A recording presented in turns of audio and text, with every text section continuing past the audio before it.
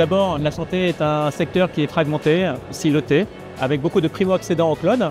Et par ailleurs, il y a un phénomène d'accélération avec environ 4 fois plus de dépenses dans le numérique sur les 4 dernières années. Donc une volonté en fait, d'aller chercher de l'innovation et de l'efficacité. Si je prends quelques exemples dans le cadre du SI SAMU, on a un réseau bout en bout qui est assez complexe puisqu'on a aussi de la téléphonie avec un opérateur télécom. Et aujourd'hui, le fait de tester la chaîne de bout en bout demandait vraiment beaucoup de travail et beaucoup de préparation. On va aussi pouvoir s'appuyer grâce aux technologies cloud pour pouvoir apporter demain des évolutions qui ne seraient pas possibles dans les infrastructures dédiées que j'ai évoquées au démarrage. C'est une réalisation de lift to shift, donc c'est juste copier-coller en fait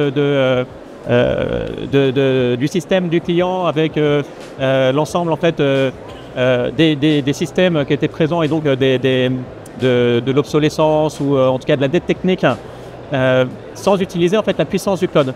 Ça peut avoir des impacts de l'ordre de financier, de la sécurité, de la scalabilité.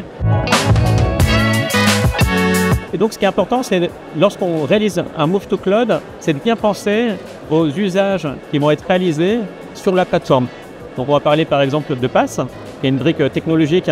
On parle de base de données managées, on parle de conteneurs managés, qui ont l'intérêt d'avoir un intérêt financier évident, puisqu'on s'appuie sur des plateformes qui sont mutualisées d'un point de vue infrastructure. Également en termes de sécurité, d'autant plus quand on s'est labellisé SecNumCloud, avec l'ANSSI est venu donner son coup de tampon. Mais ça peut également avoir un intérêt de l'ordre du carbone. Le fait d'avoir des plateformes qui sont mutualisées, ça peut réduire parfois jusqu'à 70% l'empreinte carbone des services qui sont consommés sur le cloud. Il y a également les compétences qui sont mises à disposition.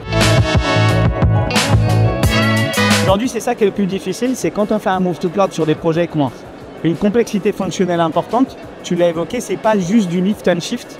On est obligé de replatformer, on est obligé de redévelopper les scripts de déploiement, on est obligé de redévelopper d'infrastructures et en même temps les scripts de déploiement applicatifs pour qu'ils soient compatibles pour pouvoir à chaque fois exploiter, être capable de remonter les plateformes.